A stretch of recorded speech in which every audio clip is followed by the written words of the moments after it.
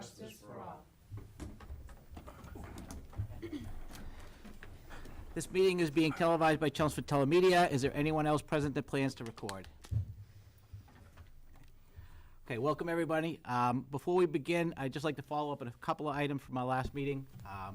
Liaison assignments have been updated and they're in your packet. So we added on the Wellness Committee.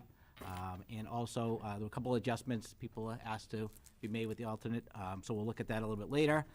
As kind of part of that, just a reminder, if you could reach out to the PTO presidents and the chairman of the boards that you're assigned to, just to let them know that you're the liaison. Also, while you're there at those meetings, if you could just kind of mention our discussion previously about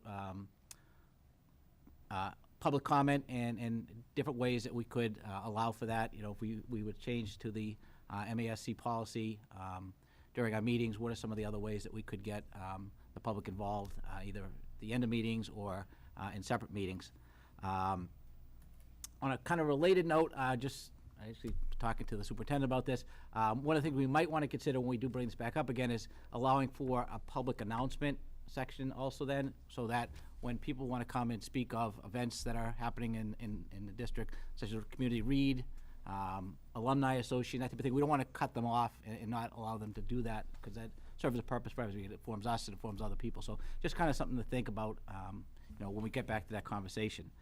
Finally, I want to point out that as requested, we have added a new items/action items section to the end of the agenda in case anyone in the committee has any questions or requests for any upcoming meetings. Okay, so just wanted to kind of wrap around those things from last meeting. Okay. All right. So next up, public comment. So we will open up the meeting for public comment. If you'd like to speak to the committee, please come forward and state your name and address for the recording secretary. Keep in mind this is your time to offer your opinions or express your concerns to the committee, but we cannot engage in discussion or debate on those issues. Good evening. So, beautiful spring day. Driving in thinking how wonderful it is, and that it's wonderful to be able to provide comment on open comment and open sessions at the school committee today. I think one of the most important things you can do as a committee, in my opinion, is allow for that. Because otherwise, if you don't give an avenue to people to come in here and talk about what's on their minds about a particular issues, they're just going to do it in other ways that are just counterproductive for what the committee needs to achieve. So I think one of the most important things might be to make sure that you not only allow what's on the agenda, but also what you've discussed already, because maybe in a prior meeting, old business, that people can comment on, because otherwise there's really not a very big opportunity to make what the comments that you need to. So today, for instance, you might be discussing the calendar for next year, but you're going to discuss it during the meeting. I'm not going to get to give you my input, or anybody is not going to get to give you input until the next meeting or in between. So another possibility might be that you have an email designation that's just for people who want to make public comments to you in between on issues that you've already discussed. That's a possibility. The other thing I thought that might be really important, and I found it extremely helpful, is to make sure that you have at least one session where it is open to everyone and where you do a presentation of your budget. And it might be between the time that the budget is first introduced to the committee for discussion and the time that you're going to vote on the budget, to give people enough time to review it, comment on it, and then you to address whatever the concerns and comments are. That, because in the budget, you basically define your agenda for the coming year, and you put your money where your mouth is. It's always true everywhere. So I think it gives an opportunity for people to then voice what their concerns are. And once people have had a chance to voice what their concerns are, they shouldn't be able to come back and say, I didn't have that opportunity. So at least the budget, one session where you allow people to just take it line item by line item if they need to and discuss it with you. Those are my comments. I want to thank you very much. The other thing I want to ask you is to consider having PTOs as a presentation during the year. I know you usually do that for, the various schools, programs that you're running in the system and so on. I think PTOs play a very large role in the system, in the school system, contribute quite a bit. And in fact, I think if we add it all up, and we'll see if this is true, but about $200,000 rolls through PTOs each year and provides substantial enrichment to the programs in the Chelmsford Public School. So it might be good to have a presentation once a year by the various PTOs, and we could possibly coordinate that through the Council of Schools if you wanted to do it. Just suggestions, and thank you very much. Appreciate it. Looking forward to the liaisons coming to the meetings.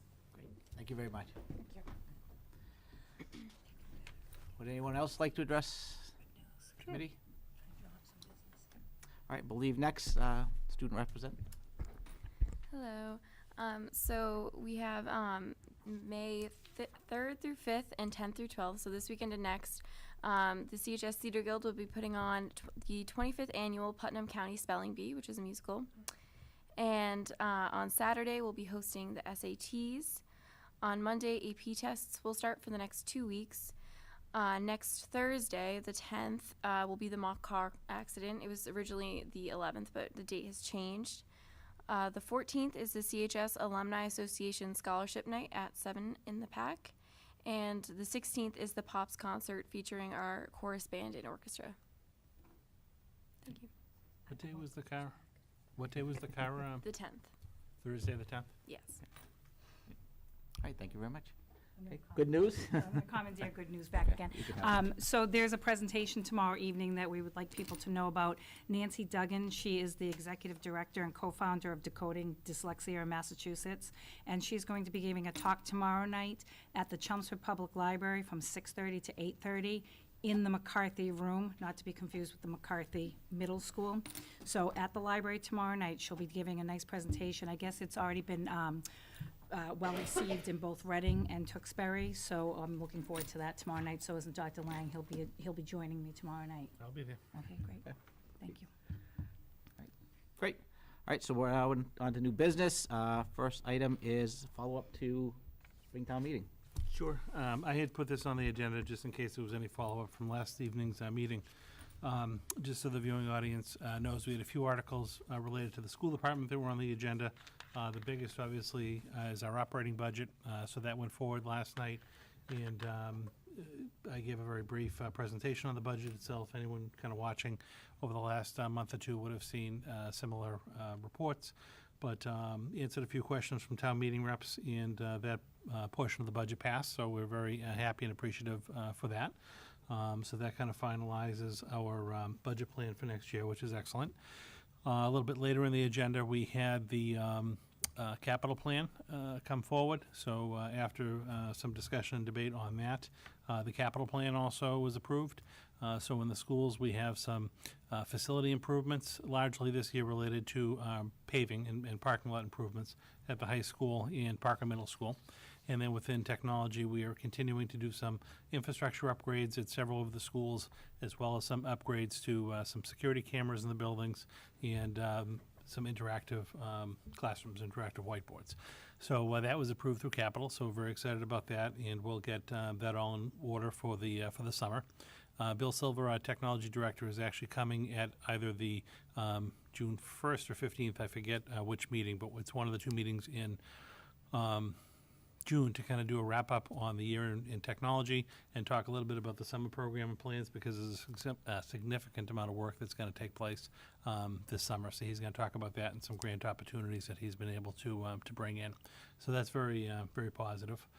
A third item that was on the town meeting warrant article last night, semi-related to the schools, we had the vote to basically rescind the bonding authorization on the modular school construction projects.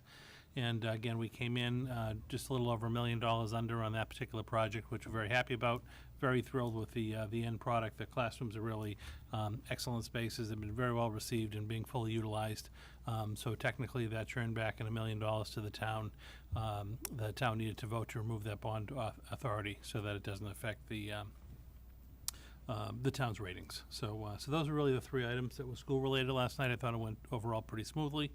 And again, I just put this item on the agenda in case there was any follow-up after last night that we had to do for Thursday, but I don't think there are really any school-related outstanding items.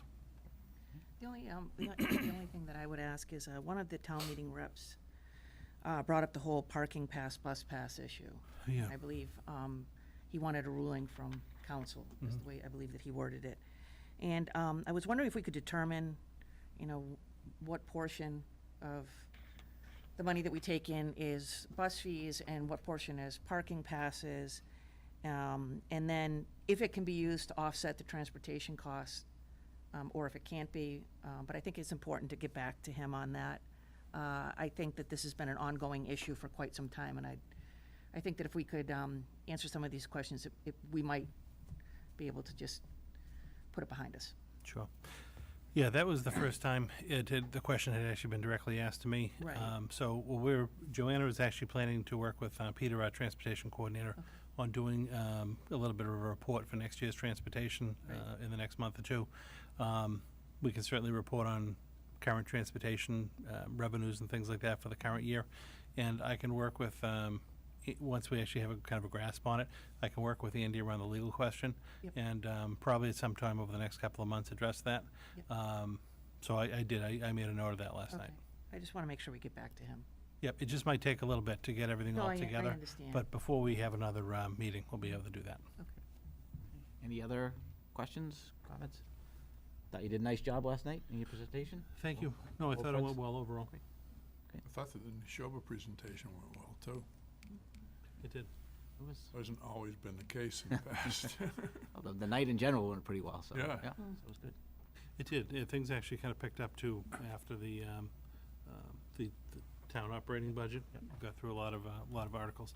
I think Neshoba Tech did a nice job this year and last year. I thought their Right. presentations went very smoothly. I'm always open to feedback too, so if people have things that they'd either like to spend a little bit more time highlighting or not, just let me know, and I can always incorporate those into the presentations going forward. But I thought overall it went well. I very much appreciate your support and being there and supporting the budget. Again, I think the line of questioning, we can kind of anticipate a little bit, town meeting to town meeting, who's going to come and who's going to question what, but I thought it actually went very smoothly overall, so very happy for that. All right, next up, again, the liaison assignments, finalized list are there. We've added the wellness committee, so Donna graciously volunteered to be on that committee and already has been at a meeting. I'm sure she'll talk about that later.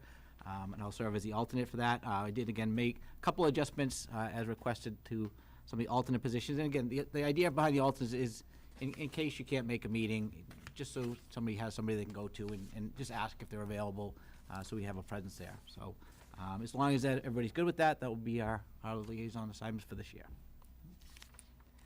Okay, next up, our recommended budget transfers. So Yes, I'd like to actually ask Joanna to report on this. We mentioned at the last school committee meeting that we'd be bringing a transfer forward this evening to take care of the custodial contract settlement. So I'll ask Joanna to just review that with you, and then we'll need a vote and a roll call on the motion. Thank you. So the memo in your packet is just outlining a request of a budget transfer for $27,743 from a couple of the salary reserve lines into the custodial accounts for labor and other. The contract was signed March 27th, and it was a 3-year contract, and the wages were retroactively increased to July 1. So we paid those out to all the custodians on April 13th, and that totaled $22,701. And then also in the new contract is a clothing allowance, and that was also paid to the custodians for $5,042 for a total of the $27,743. So this is asking to move the dollars up from the salary reserve, COLA, and lane change accounts over to the custodial accounts. Any questions? would anyone like to make a motion about these transfers? I make a motion to approve the transfers that have just been suggested. That good enough? Yeah, the transfers as recommended is fine. Is recommended. Second. Any discussion, any questions? Oh, okay, do we have to do an individual vote? Yeah, it does need to be a roll call. Donna? Yes. Al? Yes. Yes, 3-0. Thank you. Next item on the agenda this evening is item number 4. This is the vote on the school choice program. So every year, the school committee is required to take a vote on participating in school choice. For a number of years, the school district has authorized students who do not reside in Chelmsford to be able to petition or apply to basically come to the Chelmsford Public Schools and be educated here. Once a student is accepted into the school district, they are allowed to then continue their career right through high school. They don't have to be reauthorized or revoted each year. So any of the students that are currently in place, and as the list shows, we actually have 52 students who are currently participating in the school choice program. Those students, regardless of this vote, will be able to remain in the district. You know, one of the kind of the funding strategies around our budget that we've been trying to maintain is about the same number of school choice students coming in. As a base value, we receive about $5,000 per student that comes into the district. If a student does qualify for special education services or special education transportation to get to the district, very similar to circuit breaker, we have a separate form that we have to fill out to then get reimbursement from the sending district, and that comes right along to us, which is good. What we basically in the budget have been doing is budgeting just the actual $5,000 tuition that we get for the students, because again, sometimes needs and programs can change, and any of the extra money that ends up coming into circuit breaker, we can account for in like following years. But we currently have, again, 52 students. The little chart that I put together just rolls those students forward a year. So it just looks, assuming they're all going to be promoted to the next grade level, it gives you a snapshot of where the students will be grade-wise. We do have 6 students who have participated in school choice who are, you okay? Yeah, Oh. Sorry. We have 6 students who are participating in school choice who are seniors at the high school who are going to be graduating this year. So those students have been factored out. So that leaves us with 46 students who we anticipate being enrolled next year. And basically, I'm recommending that we invite 6 additional students into the district to backfill those slots to keep us at 52 students for next year. I'm recommending 4 students be accepted to start at Chelmsford High School as freshmen. So we invite 4 new students to come in as freshmen. And then I'm recommending that we invite and allow 1 additional student to enter 5th grade at Parker and 1 additional student to enter 5th grade at McCarthy. And again, this might seem a little odd why we would pick that. But we actually have we have a couple of staff members that have children participating in the district through school choice that already have other siblings in the district. So they already have other kids who have been allowed in previous years. And I kind of feel for their family situations because they have children now in 2 different school districts. Again, not the norm, and I wouldn't do that, but when we took a look at the kids who actually do have siblings elsewhere, going forward, that is something I think I would like the school committee to look at, because I do think it's difficult for families to be participating in 2 different school systems, never mind whether they work here or not. But if we do allow family members to come in from other districts, and we have capacity, I think that's something that we should look at. So I wanted to put that out there to let you know, so you don't think it seems kind of odd why we would allow that. But it's basically to allow the families to have all of their children be able to participate here. Again, 4th grade going to 5th grade is our larger number, so I am cognizant of that. But I don't think adding 1 student at each school is going to really throw off the numbers. And I think it'll go a long way, to kind of support some of our staff and families to have them be united in 1 school district. So that's the rationale for that. So I'd bring that forward to you as a recommendation. And if you agree with that, I did outline the motion that you would take below. By actually taking this motion, it kind of fixes how many students we have through school choice. If the school committee technically didn't take a motion to select schools and the number of positions to be allowed in, technically anyone could come into the district. And we don't want to have students entering the district with grade levels that we just can't support. So that's why we actually go on record each year to take this vote. Happy to answer any questions, but wanted to provide you with that backup. Just looking at the numbers, it looks like next year will be a large senior class Yeah. in terms of school choice. Over the last number of years, we've had a a number of students start at the elementary school level, and they were kind of spread out through the district. We certainly are going to start to see the numbers increase at the elementary school level over the next number of years. So I have tried to get away from adding elementary school students in. We know we have capacity at the high school, and I do think it's nice for students to enter the district on the natural breaks. So say coming in for high school as a 9th grader and staying for the 4 years, you know, if we had capacity, say coming in for 5th grade and staying, I think it's a little odd to add kids in the middle grade, have it like a 2nd grader start or a 3rd grader start, something like that. So I'd rather start on the natural kind of progressions as we do the schooling. But looking forward to next year again, barring any kind of family type situations, the most likely the recommendation will be to add about 10 positions as a freshman at the high school. This high school certainly has the capacity. They have a wide range of offerings to be able to accept the students in, and it really doesn't affect class size at the high school. So going forward, just to kind of telegraph that for you, that's largely where I'll be looking. But again, we will look and work year to year with families to try to be as understanding as we can, so that you know, we don't have families with multiple kids in multiple districts. Great. Any, I move that we accept the superintendent's plan for school choice for the 2018-2019 school year. Second, sorry. It would be a roll call vote as well. Okay. Any other discussion, any other questions? Okay, Donna? Yes. Al? Yes. Yes. Thank you very much. Next report of the evening is just an update to our student transportation, and this actually, Donna had mentioned earlier, we're going to do some work on putting some transportation reports together for you. But historically, the school department has voted each year to set a kind of an early bird session or give a little bit of a discount to students who register early. Good night. To encourage them to come to the district to try to get their registration fees in. And that's always been from May 1st to June 30th. So although we have traditionally a $200 per student fee with a $500 cap, if you register during the early bird period, it's $175 individually, or $400 is a cap, so we'd recommend going with that again. Regular registration period would be July 1st to August 15th, and then that is the regular fees, so it's $200 per child, $500 per family, and then a late registration would kick in after August 16th.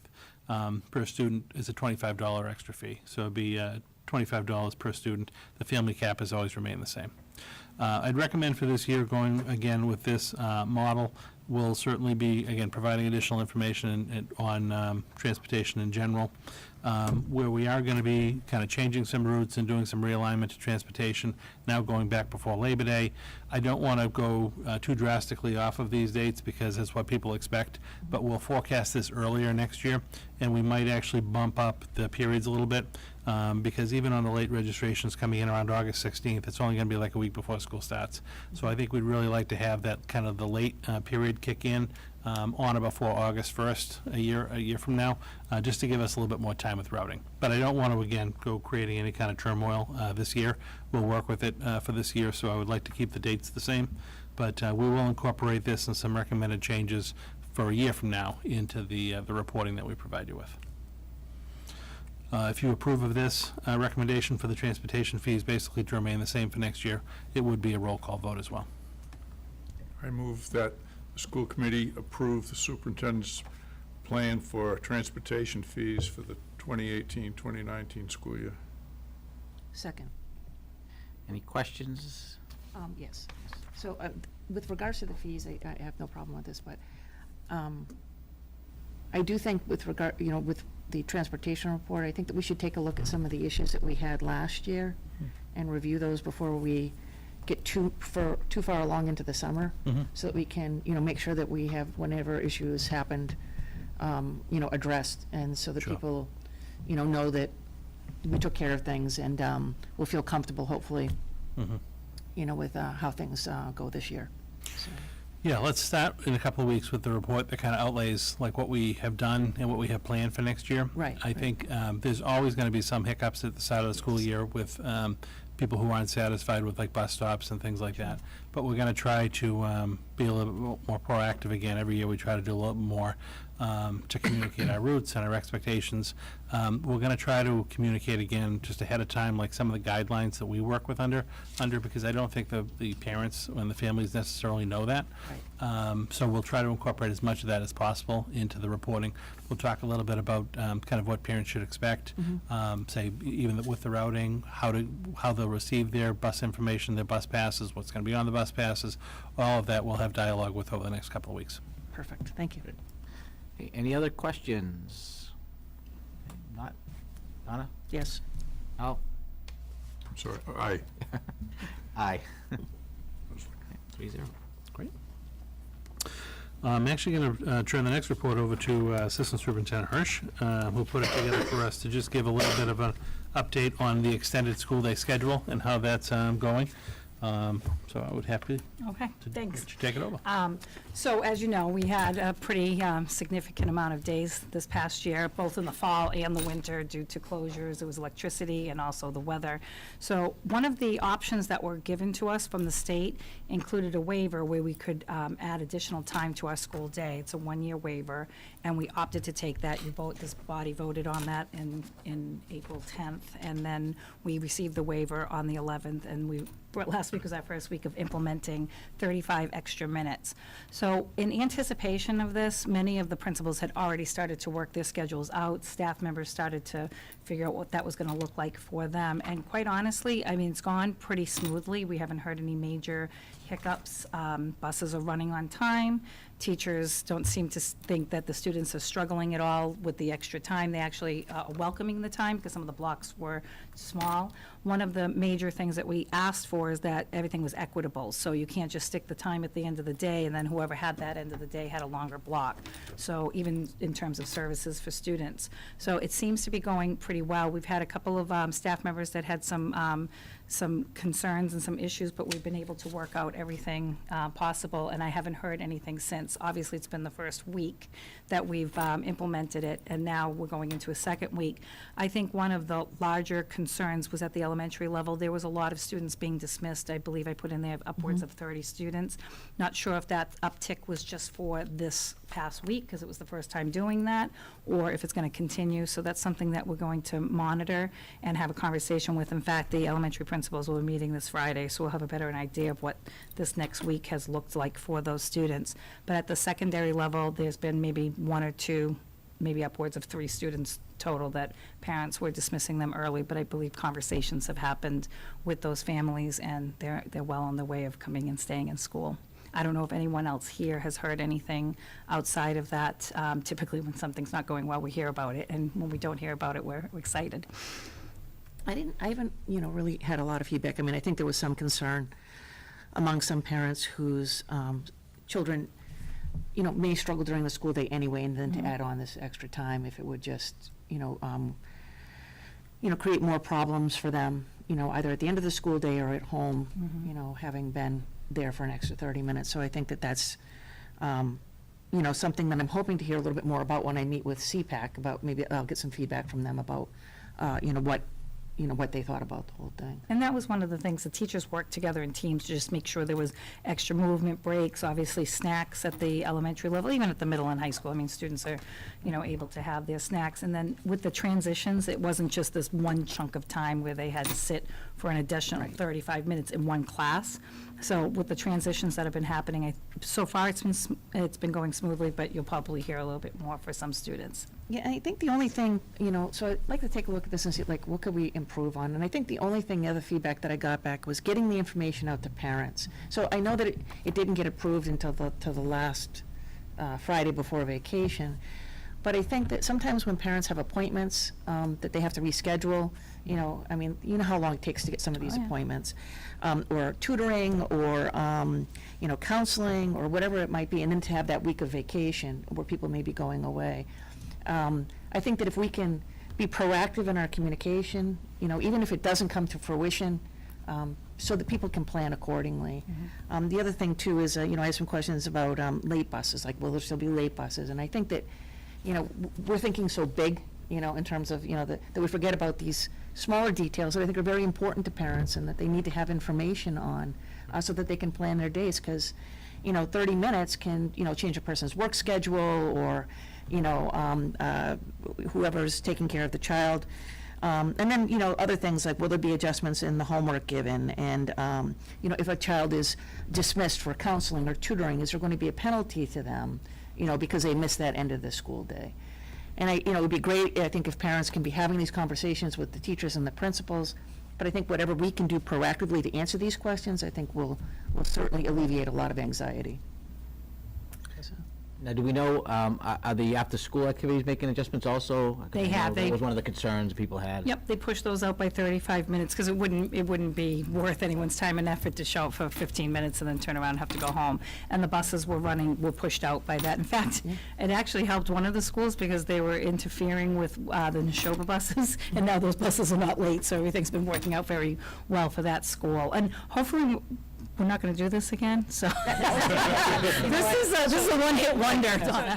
you're absolutely right, Linda. But I was just thinking about, like, going forward, that mindset of, that sometimes, it's, this, the smaller details, like I said, about snacks and things like this, the parents just need reassurance around. And I think that they deserve that, so that they can plan accordingly. And, I think whatever we can do to alleviate any anxiety or concern, ahead of time is better for everybody all the way around, so. I do know, like, the schools individually communicated with their parents, district-wide. We had sent out just the communication that Okay. this was gonna be implemented. But then I know, like, through whatever newsletters that the schools usually send to Right. parents, a lot of them incorporated, like, school-specific ways that they were gonna handle scheduling and things like that. We met the Tuesday after it first was implemented with the principals of the group, and really, there weren't a lot of questions. Most of the things had been implemented.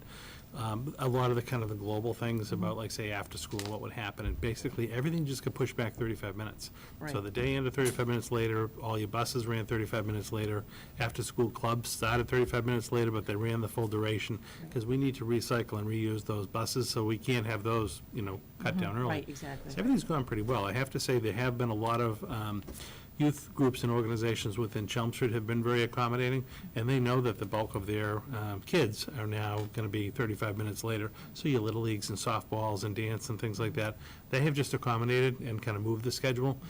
The few parents I've talked to that are having conflicts with that are involved in activities that aren't in Chelmsford.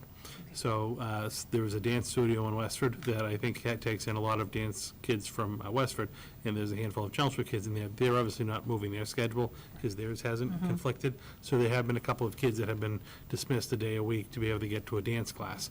But the Chelmsford groups have really been very accommodating.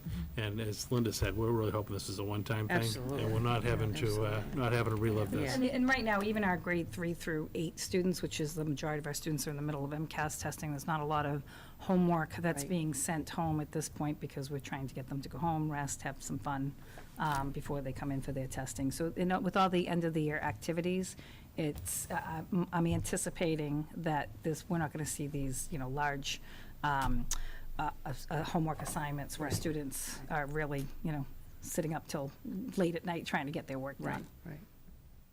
Right, thank you. Any other questions? Great.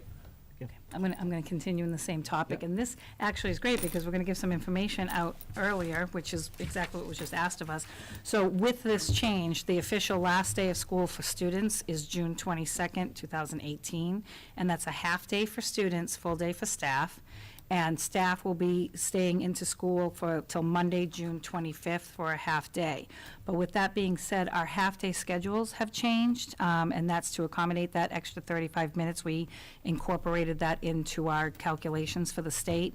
So parents are typically used to the previous half-day times. We only made those adjustments more for our teachers who are taking either a half-personal or a sick day. But parents will need to know that on June 22nd, that the elementary level dismissal will be at 12:03 p.m., and the middle school is 11:28. High school level is 10:43. And then with our two CHIPS programs, half-day morning ends at 11:03, and CHIPS half-day afternoon ends at 12 p.m. And we can get that information out to parents, too, who are not necessarily And post it tuning to the in. web as well. Yep.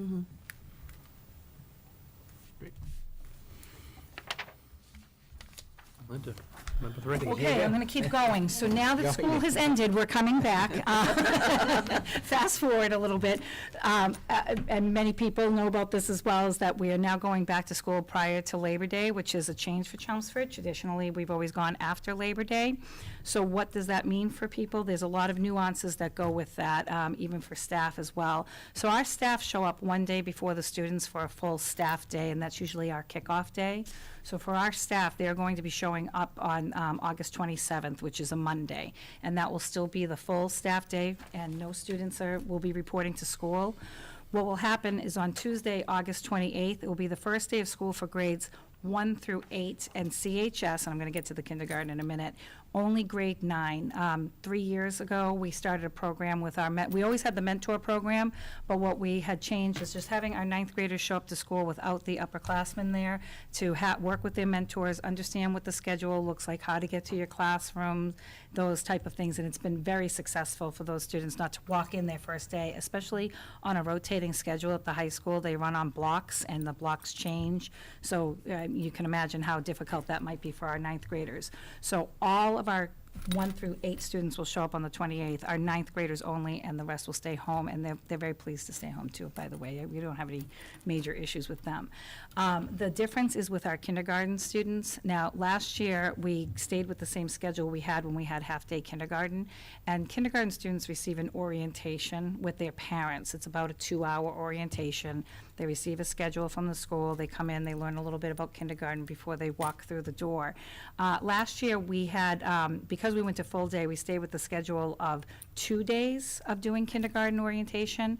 This year, we're switching to a 1-day model, so what will end up happening is students will be scheduled for the 2-hour session in the morning, and then another 2-hour session in the afternoon for all the other students that didn't obviously come in the morning with their parents. They don't stay at school. They come in for the orientation and they go home. There's transportation, obviously, for their older siblings, but the kindergarten students do not go on the bus on that first day. Come in and come out with their parents. And then on Wednesday, August 29th, all students, K through 12, will be reporting to school and with full transportation. During that week as well, our last day for that first week ends on that Thursday. So that Friday, there will be no school. We're going to take the 4 days off for the Labor Day, and then all students will report back to school that following Tuesday in September. So it's a little bit of a change for families. Some of the same things are still happening, but for anybody that's new to 9th grade or kindergarten, they'll need to have that information. And again, we can put that on the website and post it out for parents ahead of time. I was just going to ask, how are we going to get this out to parents? In schools, well, usually in the high school and the elementary schools are very good about getting this information out to the students. They work with the families. They're obviously going to be coming. They have like a kindergarten day. Some of them have play dates too at the school. So that we've never had a problem, even when it was the half-day sessions and they were scheduled for those orientations. So the schools are very good at getting that out to the parents and working with them. To date, I don't know of any issues we've ever had of students not knowing where to go or showing up unexpectedly. Yeah, the big thing is just, this is a change because we're going back pre-Labor Day. So that'll be the big, kind of change we've got to push. Right. But schools will start communicating this in their bulletins and their end-of-the-year announcements to staff. Again, we'll put it on the website. We'll send Connect Ed messages. So we'll push this information consistently before the start of the school year. We can even connect with any parent organizations for the New Moms Group, I believe, is another venue that we could probably access through the town to get this information out for the new More than parents. area. Yeah. Right, any questions on the next year's schedule? Right. I think next thing is the field trip. Yes, we have one field trip before you today. This is the community education program. They do a number of different things during the summer, but would like approval for their Canopy Lake trip, which is scheduled currently for July 18th, and it's in Salem, New Hampshire. And again, I get asked this every once in a while, why do some trips go on the calendar, some don't? The school committee basically approves any field trips that are either overnight or out of state. And Canopy Lake, just where it happens to be right over the border in New Hampshire, is technically out of state. So it is out of state, it's not technically. But it's just, you don't really think of it being like a far trip. But you're approving that because it's in New Hampshire. So I'd recommend approval of this trip for them. I move that we approve the Canopy Lake trip schedule for July 18th. Oh, second, sorry. Okay, any questions? Okay, all in favor? Aye. Aye. Any opposed? 3-0. Okay, next, anybody have any liaison reports? I was very busy. So I met with the Friends of Music, and that was a great meeting. Just a great program, in general. I mean, it's terrific. And they said that they had a very nice meeting with you regarding some of the concerns that they had. And I think it's going to dovetail nicely into the whole discussion that we have down the road around activity fees and, the policies that we develop around that and how these things kind of get sorted out. So, but they were very appreciative of the meeting and got a lot of good information. For the Wellness Committee, there's a new AED policy coming out on July 1st, okay? And I think that the only thing that we would need to think about with regards to that, we have the AEDs already, so that's all set. But with regards to the rental of the facilities, because one of the things in there is, I believe it says that you have to have a provider on site. And so if somebody's renting, the pack, like, let's say, a dance studio or something, they would have to provide someone who is AED and CPR certified to be there during that time. Let me look at that, because I know we had to provide the AED itself. Yes. I wasn't aware that we had to provide. I don't know that staff. we have to provide a provider. Right. Yeah, I think it's It's, someone has to, but a provider has to be there. So Okay. it might just be something that we have to include in the language of the contract. You have to Okay. just confirm that they had Yes, somebody. Okay. that could- right, exactly. Anything else? No, they're doing a lot of great work, too, Yeah, they do a lot. yeah. I have a question with regard to the music. I noticed that the a cappella parents have formed their own Yes, organization. yes. Is there a plan for them to be part of the Friends of Music? Not at this time. I did specifically ask about Yeah. that. I think that this group formed to support the students who are Sure. and there seems to be quite a few. Oh, yeah. But no, at this time, that there isn't any, talk of merging the two groups. Well, my own opinion, it'd be good if they could, because then they can work on things together, because everybody's fundraising. Well, and that's why when we were talking about the Yeah. student activity fees and the fundraising policies and things like this, I think that this is gonna be, I'm glad that they met with you. But I think that, we have to have something in place so that people understand, what's, acceptable and what isn't, and Right. what we have, jurisdiction. So the Friends of Music's actually a completely separate group. Right. And they have complete control over their money Right. and can decide what it is that they want to do with it. And I think that, people think, Friends of Chelmsford Music, well, then somehow that there's an attachment to the school system, but there isn't. And so I think, when we can outline those things for people, then I think it just makes it clearer. Sure. About who's fundraising for who or for Right. what, so. Al, anything? Yeah, I'd like to take a moment to talk about the Rotary Club's duck race. As most of you know, the club is very supportive of the school district. For those that don't know, just as an example, we make significant contributions to both the Alumni Scholarship Fund and the Town of Chelmsford Scholarship Fund. We work with Students of the Month in order to recognize their achievement. This year, we're sending 10 kids to leadership training at Fitchburg University. We've started working with the business department to do a program, has different names, but Reality Check, where the kids have a budget and learn within a certain income ranges what they can do to, it's a eye-opener for a lot of the kids. And as most of you know, for years we've been giving dictionaries to the third graders and so forth. So the duck race on May 12th, which is held in the municipal parking lot in the center of town, is our major fundraiser. And there are two different ways that funds are raised. First, the sale of ducks. They're $5 a piece, or we've referred to as the Lonely Duck ticket, or a quack pack of 5 for $20. The race is fun. We run heats, and so you know, I don't know how many they're gonna be, because it kind of depends on how many are sold, but, you know, maybe we dump a whole bucket, maybe 50, and then the winners from that go on to the finals that happen at the end of the day. And in recent years, we've expanded the activities that are there. The Parker music people send over a group of kids to perform, and that's been confirmed. And we're going to have a bounce house, and hopefully I'm not running it. I did last year. It's an interesting experience. But anyway, non-profit groups can have a table there and either provide information or sell things. And groups that are interested in making money, it's only $25. And so it's a good day. You know, I have notified the high school. There's an opportunity if there are groups that would like to come in. And the fire department, if there's not a call, last year, the kids love it because they brought the new ladder truck and put it way up, and they bring plastic helmets, so all the kids are getting fireman helmets and everything. And right in the middle of that, they get a call, of course, you know. So it's really a fun day. It goes from 11 to 2, so it's short, you know, blitz, and hopefully it won't rain. We have it rain or not. We will make some money, but obviously it's like anything else, it'd be better if it's a nice day.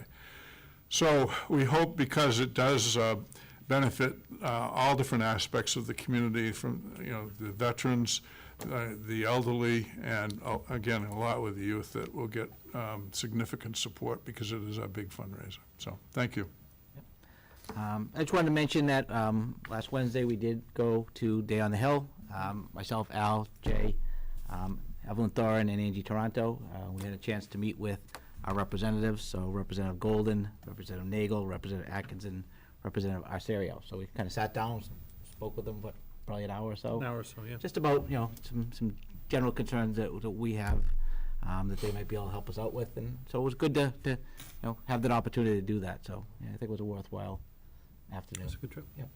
I think the personal contact is huge, you know, so when somebody calls up, obviously, Jay probably communicates, I'm sorry, the superintendent probably communicates with those people, you know, more than the rest of us, but, you know, if we have to make a call, I think just knowing who they talk to, I think, is huge. Right. And we never know when we're gonna need to make And those I'd like to calls. thank Angie and Evelyn for helping set up the meetings too. Yeah. You know, they have the experience, they have those contacts, so it was nice to be able to have that opportunity to get up to their offices, so. Yeah, I think commending Angie, you know, we keep him as an unofficial liaison, if you will, to the committee, because he has these long-term connections, and again, he did a great job. He gets us parking, which on Beacon Hill is huge, so. Okay, Thank you. Any other liaison assignments, liaison reports? Okay. Last thing there, again, we did add in any new items, any other things that you would like to speak of in upcoming meetings?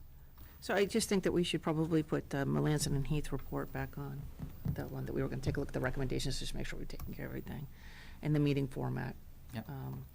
Transportation, you said, is coming up. Transportation's coming up. And then the only other thing I had thought about was on March 21st, the school committee voted 5-0 for MASCAC training. And our goals run out in June. And I wondered if it wouldn't be advisable to do that before you write new goals, we write new goals. Voted for what? It was to have someone. MASC coming in. Oh, yeah. Yeah. Oh, did I say MASCAC? I'm Yeah, sorry.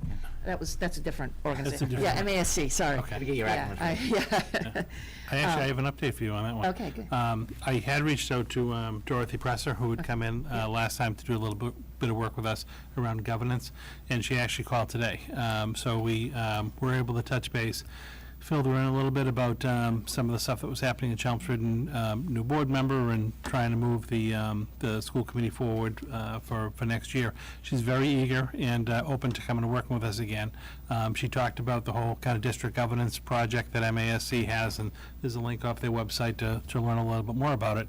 But what she suggested we might do is for me and the Dennis, the chair, to sit with her over the next week or two and kind of map out some of the different issues we'd like to address with her. She said she's certainly willing to come in and talk about kind of roles, responsibilities, goal setting, and she said it really is all kind of intermingled.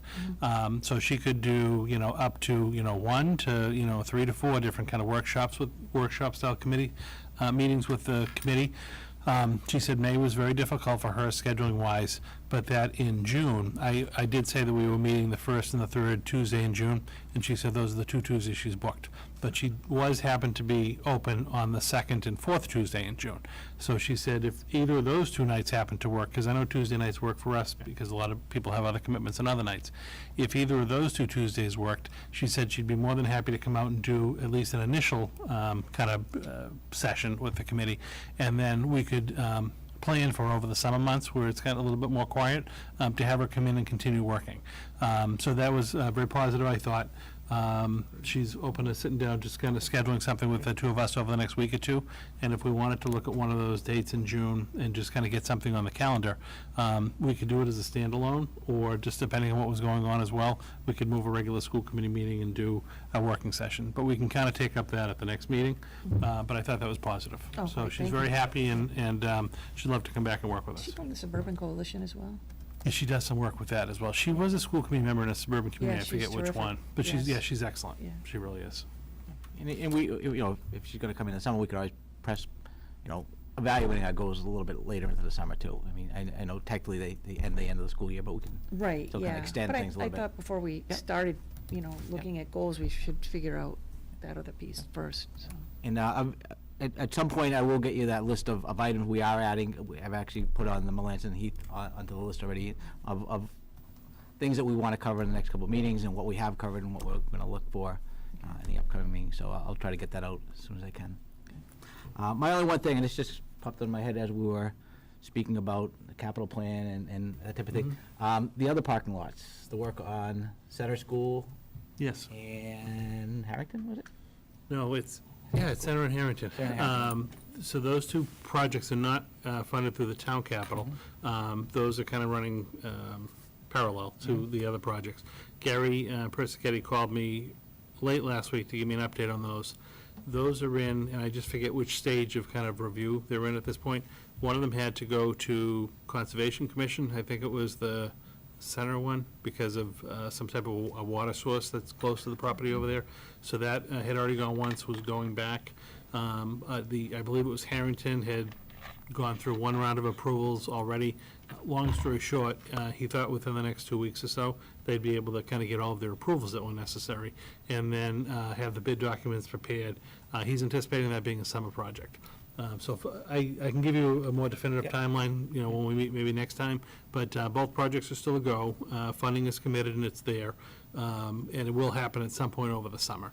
We just stressed, let's try to shoot by that August 15th date to have everything done, have everything out of the way for the summer, but it seems very doable at this point. So those 2 are ongoing, and I'll try to get you a definitive on dates.